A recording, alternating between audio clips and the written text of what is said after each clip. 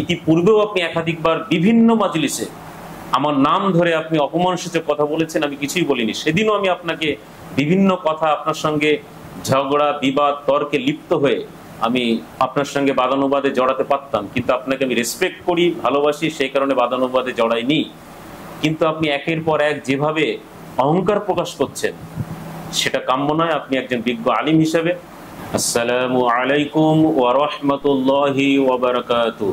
সম্মানিত দিনী ভাইরা, আজকে আপনাদের সামনে আমি একজন বিজ্ঞ আলেম তথা আমাদের রাউতারি মাদ্রাসার সেক্রেটারি মাওলানা আবুল সম্পর্কে কয়েকটি কথা বলবো।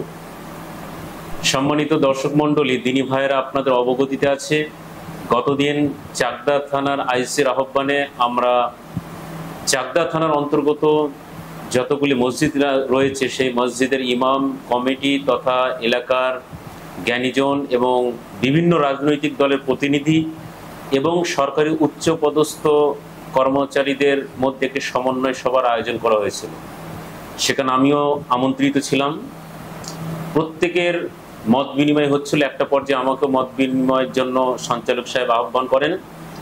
সেখানে আমি একটি মত বিনিময় করি।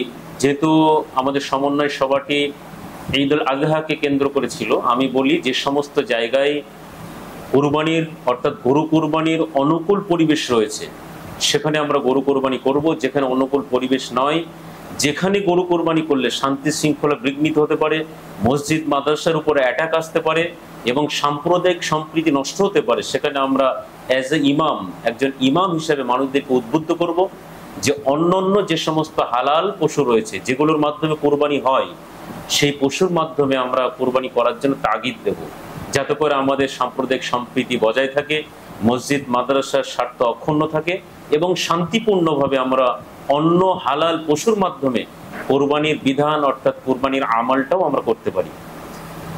তো আমি যখন মত বিনিময় করি, এই মত প্রদানের সঙ্গে সঙ্গে আমাদের প্রিয় ওস্তাদজি মাওলানা আবুল হাসান দেওবন্দি তিনি এটাকে প্রোটেস্ট করেন এবং একটা অশ্লীলতা, একটা অরাজকতা এবং একটা হইহট্টগোলের পরিবেশ তৈরি করেন।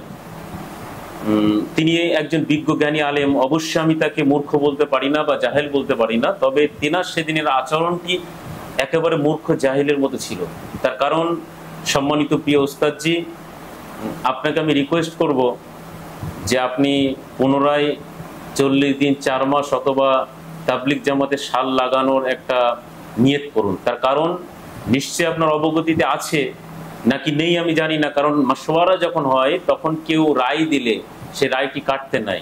আপনাকে যখন সুযোগ দেওয়া হবে তখন আপনি আপনার মূল্যবান মতামত পেশ করবেন, কিন্তু আপনি একজনের রায়কে কাটলেন, একটা হইহট্টগোলের পরিবেশ তৈরি করলেন।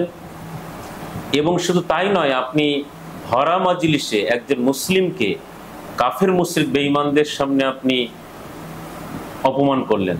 সম্মানিত উস্তাদজি, আপনার কাছে একটি প্রশ্ন, যে আপনি যে ব্যবহারটি করলেন এই ব্যবহারটি কি মূর্খ জাহিলের মতো হলো না? আমাদের বড়রা, আমাদের মুরব্বীরা, আমাদের বুজুর্গানে দিনরা কি এরকম ব্যবহার করেছেন? নবী সাহাবায়ে কেরাম কি এরকম ব্যবহার করেছেন?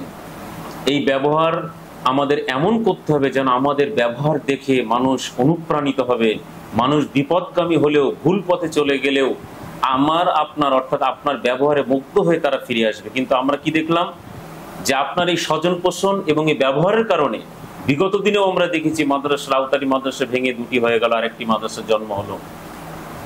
এবং আপনার মহল্লার মসজিদ, সেটাও আপনার ব্যবহারের কারণে ভেঙে 2টি হয়ে গেল। এটা নিশ্চয়ই আপনি একজন বিজ্ঞ জ্ঞানী আলেম হিসেবে আপনার জন্য কাম্য নয়।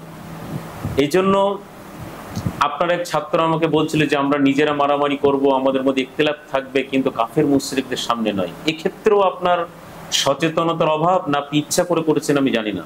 আপনি পরেও বলতে পারতেন হিকমা অবলম্বন করে, অর্থাৎ আপনি আমাদের দুর্বলতা অমুসলিমদের সামনে তুলে ধরলেন, তাদের সামনে একটা হইহট্টগোলের পরিবেশ তৈরি করে আপনি আমাদের দুর্বলতা প্রকাশ তাদের সামনে তুলে ধরলেন। এই জন্য আমি একজন সাধারণ নগণ্য তালেবে ইলম অর্থাৎ ইসলামের ছাত্র হিসেবে আপনাকে রিকোয়েস্ট করব, ইতিপূর্বেও আপনি একাধিকবার বিভিন্ন মাজলিসে আমার নাম ধরে আপনি অপমানসূচক কথা বলেছেন, আমি কিছুই বলিনি। সেদিনও আমি আপনাকে বিভিন্ন কথা, আপনার সঙ্গে ঝগড়া বিবাদ তর্কে লিপ্ত হয়ে আমি আপনার সঙ্গে বাদানুবাদে জড়াতে পারতাম, কিন্তু আপনাকে আমি রেসপেক্ট করি, ভালোবাসি, সেই কারণে বাদানুবাদে জড়াইনি। কিন্তু আপনি একের পর এক যেভাবে অহংকার প্রকাশ করছেন, সেটা কাম্য নয় আপনি একজন বিজ্ঞ আলিম হিসেবে।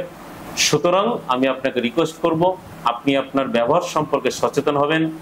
আমাদের বড়দের ব্যবহার, মুরব্বী কেরামের ব্যবহার, দেওবন্দি যে সমস্ত বুজুর্গানের দিন রয়েছে তাদের ব্যবহারকে অনুসরণ অনুকরণ করার চেষ্টা করবেন, এই আশা আকাঙ্ক্ষা রেখে দাবি জানিয়ে আজকের বক্তব্য শেষ করছি। আসসালামু আলাইকুম ওয়া রাহমাতুল্লাহি ওয়া বারাকাতুহু।